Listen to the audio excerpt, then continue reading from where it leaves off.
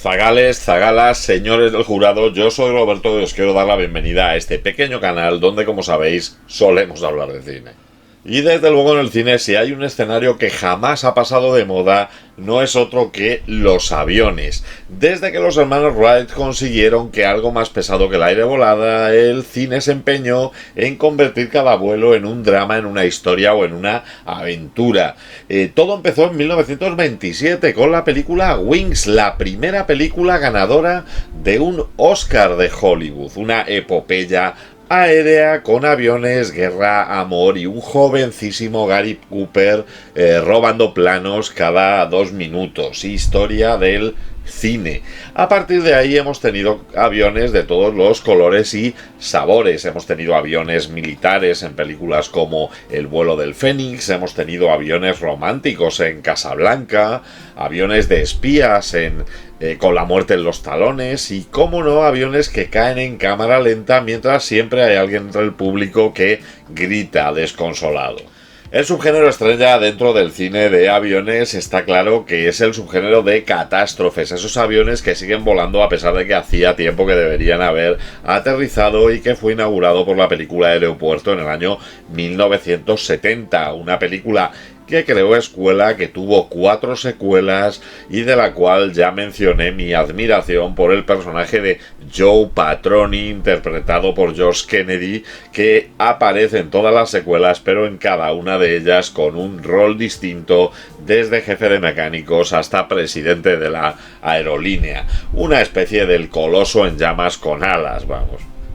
Y claro, a cada género le termina saliendo su parodia, y llegó la maravillosa Aterriza como puedas, que se cargó de un plumazo todo lo que había creado esta saga y la posibilidad de tomarse en serio un accidente de avión en el cine.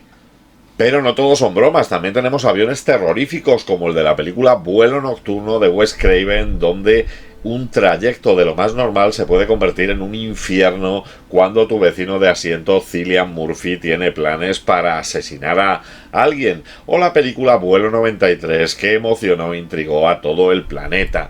Además, es un género que se presta mucho al cine patriótico, los del héroe americano de mandíbula cuadrada que aterriza un Boeing en el Hudson, como la película Sully, protagonizada por Tom Hanks y basada en una historia real, pero también como lo hace el propio presidente de los Estados Unidos en ese placer culpable que es la película Air Force One, repartiendo hostias y dando discursos con la misma tranquilidad y sin bajarse de su propio avión.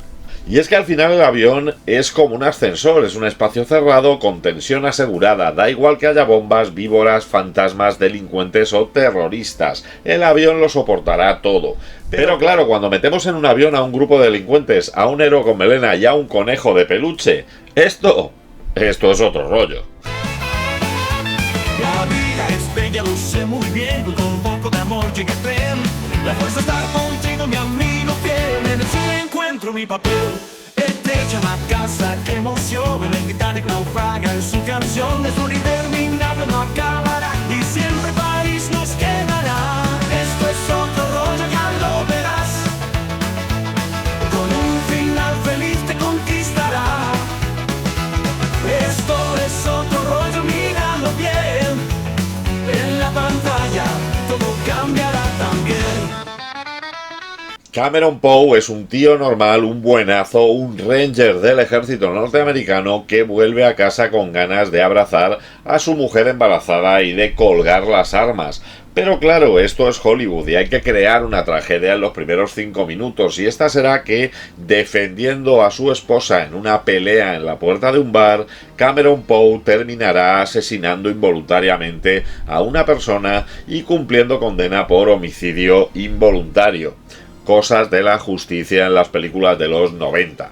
Su preparación militar le convierte en un arma letal y no se le puede aplicar la misma ley que a otras personas, dado que usted puede reaccionar utilizando una fuerza mortal. Este Tribunal de Justicia le condena a permanecer en una penitenciaría federal durante un periodo no inferior a 7 años. 8 años después, tras cumplir su sentencia y con el corazón lleno de buenas intenciones, Cameron Poe solo quiere volver a casa y conocer a su hija, a la que no ha visto nunca.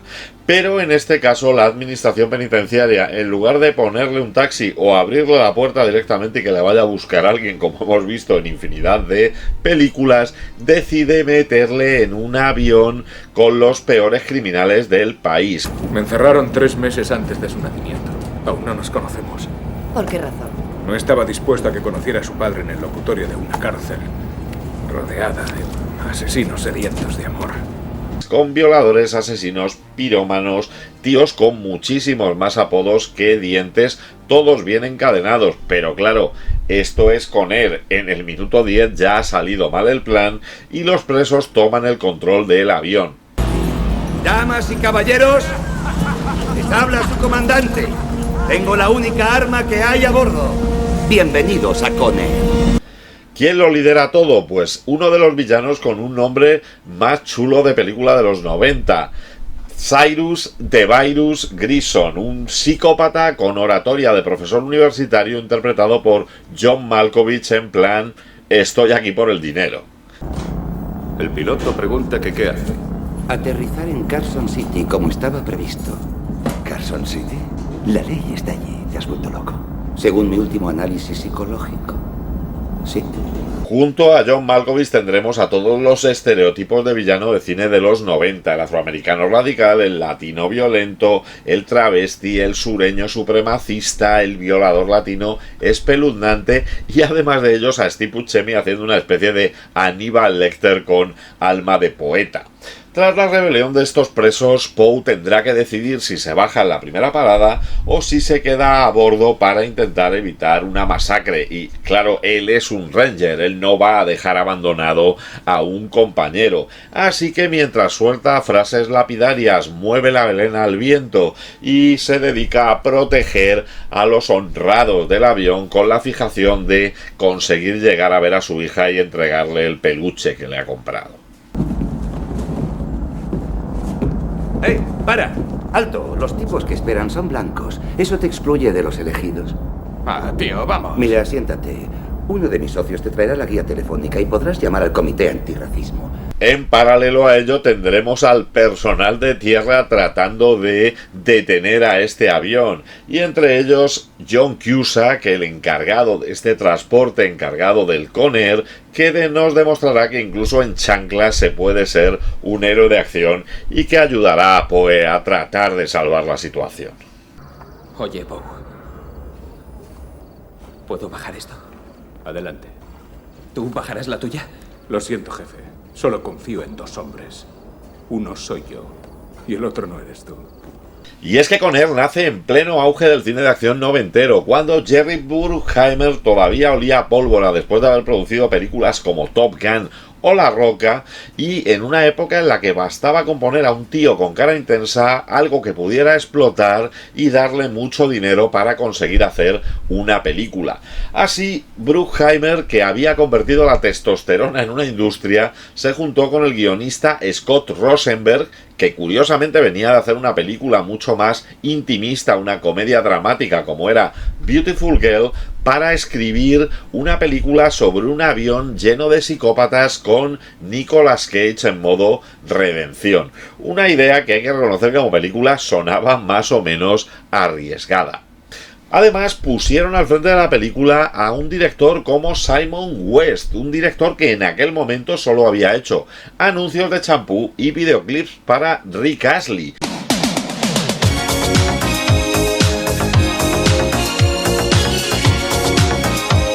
Y que debutó en la gran pantalla con esta película, marcando además un estilo visual muy característico que le acompañaría durante los años, lleno de cámaras lentas innecesarias, tomas genéricas para el lucimiento del héroe y sobre todo un aire a lo videoclip de la MTV con mucho presupuesto y con ninguna lógica ni respeto por las leyes de la física. West con el tiempo acabaría dirigiendo películas como Lara Croft Tomb Raider, la de Angelina Jolie, o The Mechanic con Statham, por lo cual se demuestra que su amor por el caos fue algo que surgió a primera vista con esta película. El rodaje fue igual de loco que la premisa de la película. Se filmó entre Utah, Las Vegas y Arizona, utilizando aviones reales, toneladas de efectos prácticos y muchísimo polvo del desierto. El avión protagonista, el Jailbird, era un Fairchild C-123 Provider que modificaron interiormente para las tomas de los presos y que de hecho llegaron incluso a estrellar realmente la escena final. La escena en la que el avión se empotra contra el cartel de Las Vegas no fue desarrollada por CGI. Se pidió permiso, se pagó una pasta al Ayuntamiento de Las Vegas para que lo permitiese, se cortó el tráfico en el strip y se hizo realmente estrellar este avión contra el decorado de un casino. Que digo yo que a veces la opción del CGI pues tiene cierto sentido. De hecho, en cuanto a estrellarse, hay que decir que durante el rodaje de la película se estrelló otro avión, uno de los aviones auxiliares que se dedicaba a rodar las escenas, se estrelló en el desierto, aunque por suerte no hubo víctimas. Donde sí hubo una víctima fue un técnico de efectos especiales que falleció en un accidente con una grúa y que de hecho la película pues tiene una dedicatoria al final a este técnico. En el reparto la joya de la corona es por supuesto Nicolas Cage, en este caso con coleta, con unos bíceps como jamones y con un acento de Alabama en la versión original que queda más forzado que el bronceado que lleva un tío que lleva 8 años en prisión. Para meterse en el papel de Cameron Poe, un ex-ranger, un preso modelo, marido fiel y máquina de matar con corazón, Cage se entrenó con militares reales, aprendió artes marciales y pidió expresamente que el personaje únicamente matara cuando fuera estrictamente necesario, porque quería que quedara clarísimo que su personaje era buena gente en el fondo. Estaba segura. Pretendías llevarlos al muerto. Eres un hombre libre. He dicho que vuelvas a poner el conejito en la caja. A su lado tenemos a un villano maravilloso, John Malkovich como Cyrus the Virus Grissom. Malkovich no quería realmente aceptar este papel, solicitó que le dejaran reescribir algunos de los diálogos para hacer este personaje más a su estilo, pero no le dejaron. Finalmente acabó interpretando al criminal más inteligente, carismático y letal del vuelo, con la sensación de que le daba un poco igual el guión y que iba a improvisar todo con cara de estar interpretando a Shakespeare. Dentro de unas 5 horas estaremos sobrevolando la encantadora costa de México, pero antes deberemos cambiar de avión. Gracias y que disfruten del vuelo. Pero luego este vuelo además está lleno de secundarios de lujo. Tenemos a Ving Rhames como el revolucionario Black Power, a Danny Trejo como Johnny 23, un violador en serio que se hace tatuajes con cada víctima que tiene. Tenemos a Cole Meany como el agente antidrogas más insoportable y que toma las decisiones más absurdas de la historia del cine. ¿Conoces? No tengo el gusto. Es un auténtico gilipollas engreído. Duncan, me alegro mucho de verte. Es muy bonito. ¿Bonito? Un atardecer. Los niños pequeños son bonitos. Esto es espectacular. Y tenemos a Dave Chappelle, al cómico que intentaba hacerse un hueco en el cine de acción y que acabó improvisando la gran mayoría de las frases que utiliza en la película, incluido ese momento de negro volador que a día de hoy nadie se atrevería a poner en un guión. El director le dejaba suelto y grababa lo que saliera. Steve Buscemi da vida a Garland Green, un asesino en serie con voz tranquila, mirada de funeral, que tiene una escena espectacular con la niña tomando el té en mitad del aeródromo del desierto, que se convierte en una escena a la vez inquietante y absurdamente memorable. ¿Va a matarla? ¿No va a matarla? ¿Por qué han metido esta subtrama aquí? Realmente nadie lo sabe, pero se queda dentro de la película como si fuera un trozo de una película independiente dentro de una gran producción. Ahora está muy furioso. Los momentos de levedad le producen dolor. Le dan dolor de cabeza. Al caballero le duele la felicidad. También Poe va a tener algún aliado. Pocos, pero alguno hay. Michael T. Williamson dando vida a su colega diabético, principal razón por la que él decide permanecer en el avión, y Rachel Ticotin dando vida a la guarda Bishop, pero sobre todo por encima de ellos va a tener a John Cusack, un John Cusack con sandalias y con traje, con un look tan ridículo y noventero como entrañable. Cusack aceptó el papel porque quería probar algo diferente y desde luego hay que reconocer que lo hizo en esta interpretación de héroe de acción que ha quedado para el recuerdo. Dato 1. Tenemos un avión repleto de criminales y tenemos a Cameron Poe, condenado por homicidio involuntario. No está en ninguna banda. Tiene la condicional y va de regreso a casa. Dato 2. Poe pudo bajar del avión y no lo hizo. ¿Por qué? La música corrió a cargo de Trevor Rabin, el ex guitarrista del grupo Yes, que mezcló guitarras con un tono patriótico, percusión épica, una amalgama de temas épicos típicos de barbacoa norteamericana, y además compuso la que se convertiría en la canción más conocida de la película, la balada interpretada por Trisha Yearwood, How Do I Live, que estuvo a punto de ser descartada porque le sonaba tremendamente ñoña, pero que quedó en la película, acabó siendo número 1 en las listas norteamericanas, nominada a los Oscars y convirtiéndose en una canción más popular incluso que la propia película.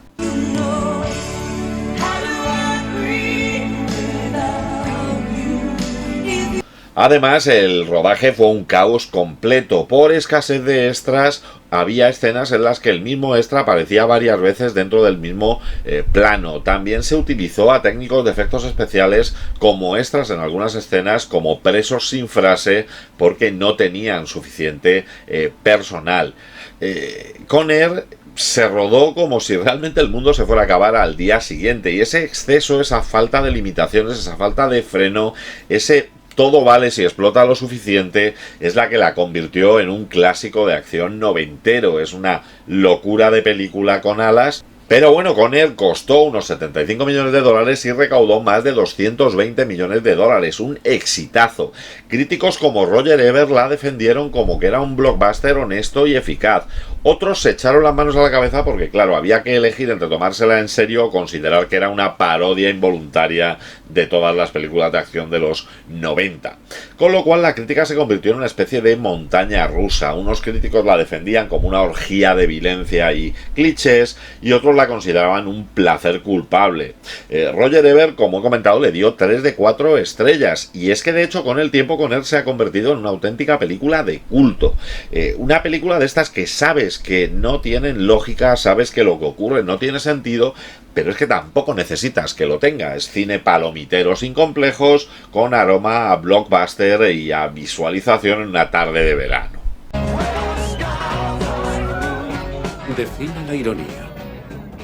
Un montón de idiotas bailando en un avión al ritmo de una canción que popularizó un grupo precisamente muerto en un accidente aéreo. Y cuidado que a pesar de eso, Con Air tuvo 2 nominaciones a los Oscars. Mejor canción original por How Do I Live, que fue un éxito doble cuando tuvo una adaptación por Leah Ryan.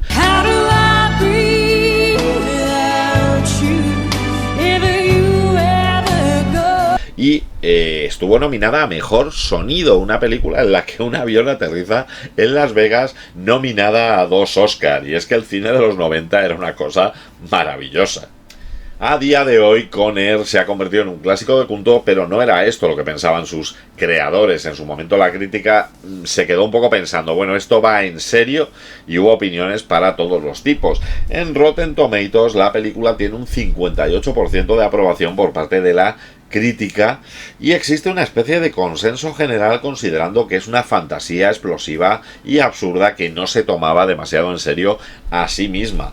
El público, sin embargo, le da un 75% de valoración, demostrando el porqué de su éxito en taquilla. De hecho, en IMDb la película tiene también un dignísimo 6,9 sobre 10. En IMDb está en ese maravilloso lugar de no es que sea muy buena, pero me lo pasé pipa viéndola. Hoy tenía que ir a una fiesta de cumpleaños. Y voy a ir a esa fiesta. Además, con el paso de los años, la película ha ganado puntos solamente por nostalgia. Se ha convertido en un icono del cine de acción noventero, en el que los músculos eran más importantes que el guión, donde los helicópteros explotaban si los mirabas mal, y donde Nicolas Cage podía interpretar a un exconvicto reformado con acento sureño y coleta, y tú te lo creías. Quiero que lo sepa, Marshall Larkin. Ya hay 3 hombres en quien confío. ¿Soy uno de ellos? Además, gracias al efecto acumulativo del tiempo y Conner se ve como lo que es, un desmadre glorioso, una película tan autoconsciente de su propio exceso que se convierte en una parodia de sí misma. Y eso es lo que ha dado que tenga un lugar especial dentro de los placeres culpables. Así que, si en algún momento tienes dudas de por qué estoy hablando de Conner, póntela otra vez y déjate llevar. A ver, está claro que no podemos considerar a Conner como una buena película en el sentido tradicional. Es una película exagerada, incoherente, melodramática, pero absolutamente deliciosa. Es una carta de amor al exceso, al músculo, al no te lo pienses. Pero es que hay muchas veces en la que el cuerpo lo que te pide es eso, es explosiones, fases épicas y un tipo con coleta hablándole a un peluche. Fue la cumbre del cine de acción de Videoclub. Ibas a coger esta película y salías con ella debajo del brazo porque en la portada había fuego, había aviones y Nicolas Cage con cara de voy a darle hostias a todo lo que se mueva. En esta película lo importante no es el realismo, es el carisma, son los one-line tan típicos del cine de los 90, esos planos al atardecer, las explosiones en cámara lenta, las coletas flotando al viento como si tuvieran su propio departamento de CGI, sobre todo teniendo en cuenta que estamos hablando de un actor que siempre ha llevado peluquín, como es el caso de Nicolas Cage. Un pelo Pantene hasta en verano. Pantene.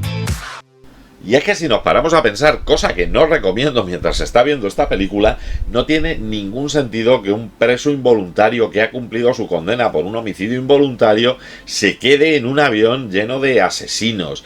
No tiene sentido que John Cusack lleve calcetines blancos y sandalias durante toda la película como si hubiera bajado a comprar el pan a la esquina.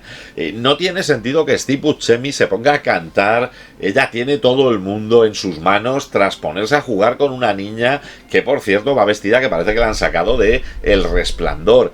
Pero es que ninguna de estas circunstancias importan porque nos pasamos toda la película disfrutando como si fuera una montaña rusa.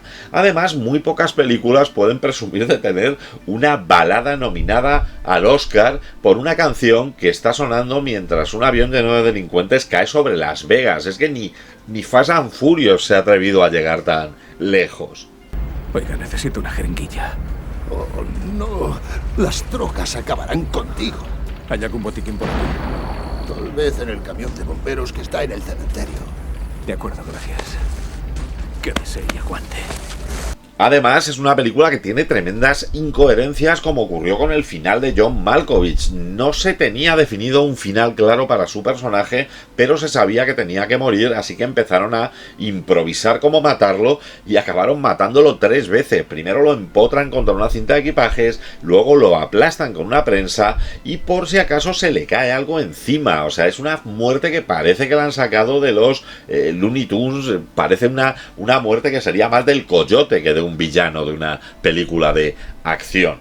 Y además disfrutó de una promoción bastante curiosa, y es que se hizo un pase previo en la Casa Blanca y el entonces presidente de los Estados Unidos, Bill Clinton, declaró que había disfrutado demasiado viendo esta película. Claro, con esta recomendación presidencial, a ver quién no iba al cine a verla. Una película descarada, gamberra, con una epicidad y un sentido del deber que ya no se ve en las producciones actuales y que está por encima de cualquier lógica posible, pero que nos hace pasar 2 horitas muy entretenidas. El grado de civilización de una sociedad puede juzgarse observando a sus presos. Fyodor Dostoyevsky después de cumplir condena en Siberia. Que te jodan. Cyrus Grison, después de meter una bala a mi agente, ¿vale? La cuestión... Además, se convertiría en la última gran película de Nicolas Cage como héroe de acción. Sí, ya sé que ha hecho muchas películas después de acción, pero he dicho gran película, no directo a DVD, como ocurre con la mayoría de las películas que vinieron después. 7-11, hay un nuevo tirador. ¿Presiente que va a tener suerte? ¿Lo presiente? Sí, lo presiento. ¿Y a vosotros qué os parece Conner? ¿Es una mala película o como a mí os encanta y la vería sin parar hasta descubrir cómo es posible que Cameron Poe haga la gran mayoría de las cosas que hace sin que intervenga la gravedad? Ponedmelo en la caja de comentarios. Si os ha gustado el vídeo, dadle al like, suscribiros al canal para más contenido como este y no dejéis de pasar por la sección Canales que me enrollan dentro de mi canal, donde encontraréis a compañeros que hablan de cine, incluso a veces mejor que yo. Y como siempre digo, parafraseando a Typical, En el próximo programa hablaremos del gobierno. Muy bien, amigos, se acaba la semana, los domingos por la tarde aquí partimos pana. ¿Te lo has pasado bien? ¿Aún te quedan ganas? Roberto te cuenta más movidas raras. Esto es otro rollo, ahora a la cama, a dormir, a ver cine o haz lo que hagas. Dentro de 7 días otra pasada con más pelis guapas para analizarlas. Esto es otro rollo, verano, invierno. Esto es otro rollo, aquí siempre despierto. Esto es otro rollo, lo estás sintiendo. La semana que viene hablaremos del gobierno.